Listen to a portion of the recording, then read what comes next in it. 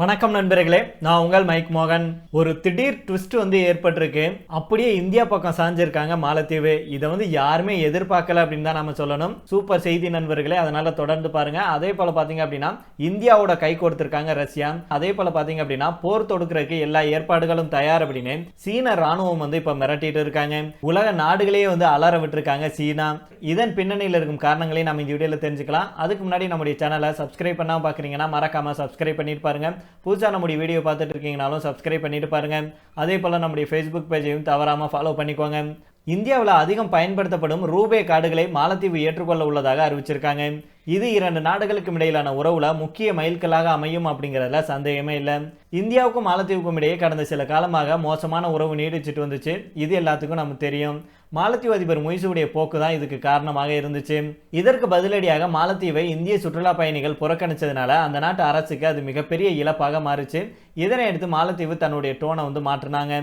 ஏற்கனவே இந்திய சுற்றுலா பயணிகளுக்கு மாலத்தீவு அமைச்சர் அழைப்பு விடுத்துள்ள நிலையில இரண்டு நாடுகளுக்கும் இடையே உறவை மேம்படுத்தும் விதமாக இந்தியாவுடைய ரூபே சேவையை தங்கள் நாட்டிலையும் தொடங்குறதுக்கு மாலத்தீவு திட்டமிட்டிருக்கு. இருந்தாலும் எப்போது ரூபே சேவை மாலத்தீவில் தொடங்கும் அப்படிங்கிற குறித்து அதிகாரப்பூர்வமாக இன்னும் அவங்க அறிவிக்கல. ஆனா இது தொடர்பாக மாலத்தீவுடைய அமைச்சர் இருக்கார்ல, அவர் என்ன சொல்றாருன்னா, ரூபாய் மூலம் பணம் செலுத்துவதற்கான வழிகளை ஆராயிறதுக்கு நாங்கள் இப்போது இந்திய அதிகாரிகளுடன் ஆலோசனை நடத்திட்டு வர்றோம் அப்படின்னு அவர் தெரிவிச்சிருக்கிறாரு. மேலும் உலகத்துல விசா மற்றும் மாஸ்டர் கார்டுகள் மட்டும்தான் அதிகம் பயன்படுத்தப்பட்டு வருது. இந்த நிலையில அதற்கு மாற்றாக ரிசர்வ் வங்கியின் கீழே இயங்கும் என்பிசிஐ அப்படிங்கிற அமைப்பு கொண்டு வந்ததுதான் இந்த ரூபே கார்டுகள். இப்போது இந்தியாவில் பெரும்பாலான ஏடிஎம்கள், பிஓஎஸ் சாதனங்கள், ஆன்லைன் தளங்களில் ரூபே ஏற்றுக்கொள்ளப்படுது. அடுத்த கட்டமாக உலக அளவில் ரூபே கார்டுகளை எடுத்து செல்லவே இந்த நடவடிக்கைகள் எடுக்கப்பட்டு வருது அப்படின்னு சொல்லியிருக்காங்க. இந்த சூழல்ல தான் மாலத்தீவும் ரூபே கார்டுகளை ஏற்க உள்ளதாக அறிவிச்சிருக்காங்க. இது மாலத்தீவு கரன்சியான ருபியாவை மேம்படுத்தும் அப்படின்னு மாலத்தீவு அமைச்சர் ஒருவர் சொன்னாரு. அதே நேரத்தில் டாலருடைய பயன்பாடு சிக்கலாகிட்டு வரும் நிலையில ருபியா பயன்பாட்டை வலுப்படுத்த வேண்டியதே தற்போதைய நிர்வாகத்தின் முதன்மையான பணி அப்படின்னு அந்த நாட்டுடைய பொருளாதார மேம்பாடு மற்றும் வர்த்தக அமைச்சர் முகமது சயீத் அவர்கள் தெரிவிச்சிருந்தாரு. கடந்த 2022 முதலே இந்தியாவுக்கும் மாலத்தீவுக்கும் இடையே இதற்கான பேச்சுவார்த்தைகள் நடந்துட்டு வருது. அப்போது இது குறித்து மாலத்தீவுடைய அப்போதைய அதிபர் இப்ராஹிம் முகமது சோலிக் அவர்கள் என்ன சொன்னார்னா, மாலத்தீவுல ரூபே கார்டுகளை பயன்படுத்த ரெடியாக இருக்கிறோம். இது இரண்டு தரப்புடைய சுற்றுலா மற்றும் பொருளாதாரத்தை மேம்படுத்தும் அப்படின்னு சொல்லியிருந்தாரு. பொதுவாக சர்வதேச நாடுகளுக்கு இடையே நடக்கும் பண பரிமாற்றங்கள் பெரும்பாலும் டாலர்ல தான் இருக்கும். டாலரை பயன்படுத்தும் போது அதற்கு குறிப்பிட்ட தொகையை அமெரிக்காவுக்கு நம்ம செலுத்தணும். இது அனைத்து நாடுகளுக்கும் ஒரு செலவாகவே இருக்கு. இதன் காரணமாக தான் டாலர் பயன்பாட்டை குறைக்கிறதுக்கு உலக நாடுகள் பல்வேறு நடவடிக்கைகளை எடுத்துட்டு வர்றாங்க. இந்த சூழல்ல தான் மாலத்தீவு ரூபே கார்டுகளை ஏற்றுக்கொண்டுள்ளதும் முக்கியமானதாக பார்க்கப்படுது. அதே போலதான் நேற்றைய தினம் ஒரு செய்தி பார்த்திருந்தோம். அதாவது இந்தியாவும் சீனாவும் அமெரிக்க டாலருக்கு பதிலாக அந்தந்த நாடுகளுடைய கரன்சிலேயே இறக்குமதிக்கு பணம் பெற்றுக்கொள்ள ஒப்புக்கொண்டுள்ளதாகவும் மாலத்தீவு தெரிவிச்சிருந்தாங்க. அதாவது இந்தியாவிலிருந்து இறக்குமதியாகும் பொருட்களுக்கு மாலத்தீவு இந்திய ரூபாயிலேயே பணத்தை செலுத்தும். இந்தியா மற்றும் சீனாவிடம் இருந்துதான் மாலத்தீவு பெரும் பகுதியை இறக்குமதி செய்யும் நிலையில இந்த நடவடிக்கை மாலத்தீவுக்கு பேர் உதவியாக இருக்கும் அப்படிங்கிறதுல சந்தேகமே இல்லை. இந்த நிலையில தான் அடுத்த கட்டமாக இந்திய மாலத்தீவு உறவுல பெரிய ட்விஸ்ட் நடந்திருக்கு. அதாவது ரூபே கார்டுகளை நாங்க பயன்படுத்த போறோம், இந்தியா தான் எங்களுக்கு முக்கியம் அப்படிங்கிற விதமாக மாலத்தீவு இப்போ அடுத்தடுத்து இந்தியாவுக்கு சாதகமான முடிவை எடுத்துட்டு வர்றாங்க. ஒரே ஒரு போடு தான், அதாவது சத்தமே இல்லாம இந்தியா மாலத்தீவுக்கு எந்த ஒரு பாடமும், அதாவது இதை செய்வேன் அப்படின்னு சொல்லிட்டு செய்யாம அமைதியாக இருந்தாங்க. இந்த ஒரு போட்டுனால மாலத்தீவுடைய பொருளாதாரமே சரிஞ்சிச்சு அப்படின்னு சொல்லணும். அதன் ஒரு பகுதியாக தான் மாலத்தீவு அலறி அடித்து என்ன பண்ணி இதை சரி பண்ணலாம் அப்படின்னு ஒவ்வொரு விஷயத்திலையும் இந்தியாவை அணுகி இந்தியா கூட நட்புறவு பாராட்டி மீண்டும் பழையபடி இந்தியர்களை தங்கள் நாட்டுக்கு சுற்றுலாவுக்கு அனுப்ப வேண்டும், சுற்றுலா வர வேண்டும் அப்படின்னு எண்ணி மாலத்தீவு இப்போ இறங்கி வர ஆரம்பிச்சிருக்காங்க அப்படின்னு தான் சொல்லணும். இது ஆரம்பம் தான், இன்னும் நிறைய பார்க்க வேண்டி இருக்கு அப்படிங்கிற ரீதியில இந்தியா அப்படியே அமைதி காத்துட்டு வர்றாங்க. இதே போல இன்னொரு முக்கியமான விஷயம் என்ன அப்படின்னா, தைவான் சீனாவுடைய ஒருங்கிணைந்த பகுதி அப்படின்னு உரிமை கோரிட்டு வரும் நிலையில தற்போது தைவானை சுற்றி வளைச்சிருக்காங்க. 49 போர் விமானங்கள், 19 போர் கப்பல்கள் தைவானை சுற்றி சீனா நிக்க வச்சிருக்கு. கடந்த சில ஆண்டுகளாக தைவான் தனிப்பாதையில சென்று கொண்டிருக்கு. உலக நாடுகள் அமெரிக்கா உள்பட தைவான் அப்படிங்கிறது சீனா கூட இணைந்த பகுதி அப்படின்னு ஏற்றுக்கொண்டிருக்காங்க. இருந்தாலும் கடந்த சில மாதங்களாக அமெரிக்கா தைவானுக்கு ஆதரவு கொடுத்துட்டு வருது. இதனால தைவான் சீனாவுக்கு எதிராக திரும்பி இருக்கு. அதாவது சீனாவை கலந்து ஆலோசிக்காமல் தைவான் பிரதிநிதிகளுடன் பேச்சுவார்த்தை நடத்துறது, ஒப்பந்தம் மேற்கொள்றது அப்படின்னு அமெரிக்கா சில நடவடிக்கையில இறங்குது. இது சீனாவுக்கும் அமெரிக்காவுக்கும் இடையே இருந்த உரசல்களை மேலும் தீவிரமாக்குச்சு. இந்த நிலையில தான் கடந்த 2022 அமெரிக்காவுடைய நாடாளுமன்ற சபாநாயகர் நான்சி பெலோசி அவர்கள் தைவானுக்கு போயிருந்தாரு. இது சீனாவுக்கு ஆத்திரமூட்டுச்சு. இதற்கு எதிர்ப்பும் தெரிவிச்சாங்க.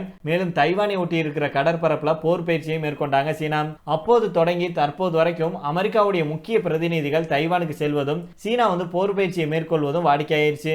தைவானுடைய பிரதிநிதிகள் மற்ற நாடுகளுக்கு சென்று தங்கள் உரிமை குறித்து பேசுவதை சீனா தடுத்திருக்கலாம்.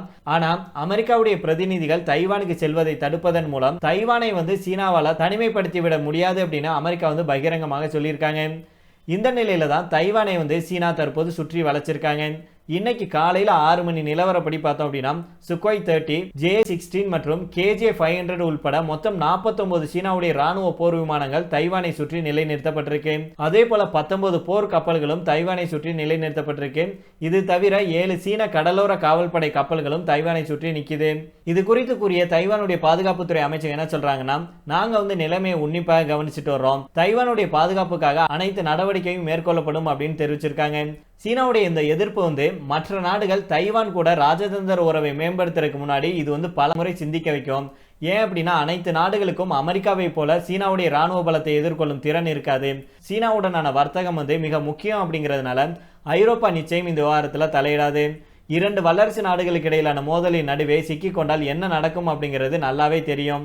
அதனால பெரும்பாலான தென்கிழக்கு ஆசிய நாடுகளும் இந்த விவகாரத்தில் நிச்சயம் அணிசேரா கொள்கையை எடுப்பாங்க.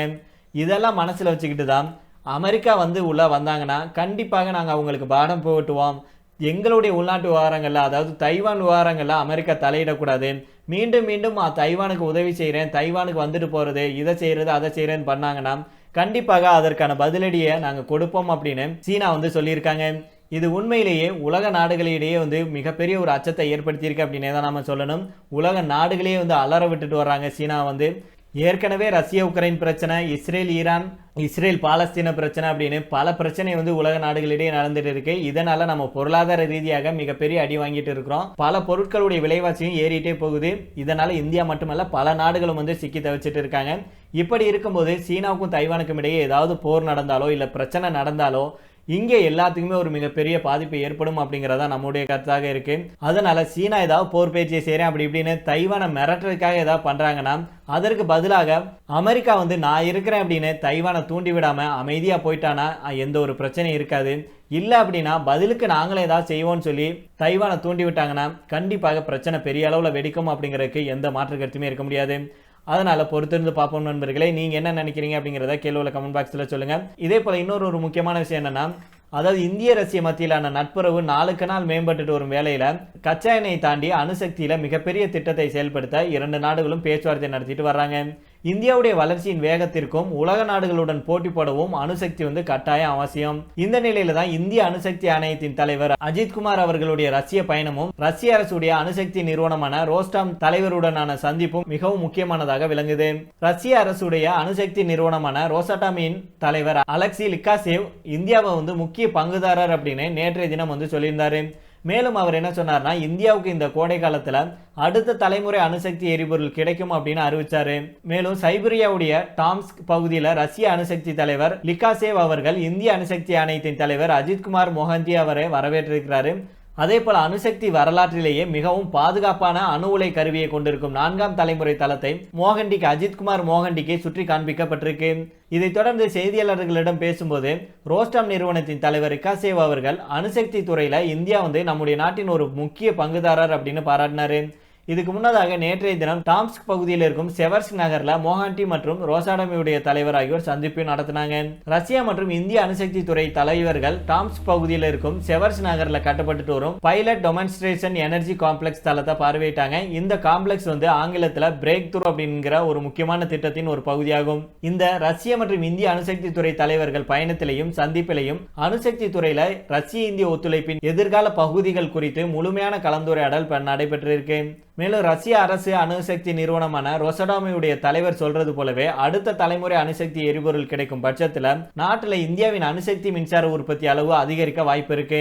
இந்தியாவில் தற்போது 22 இயங்கும் ரியாக்டர் உள்ளது.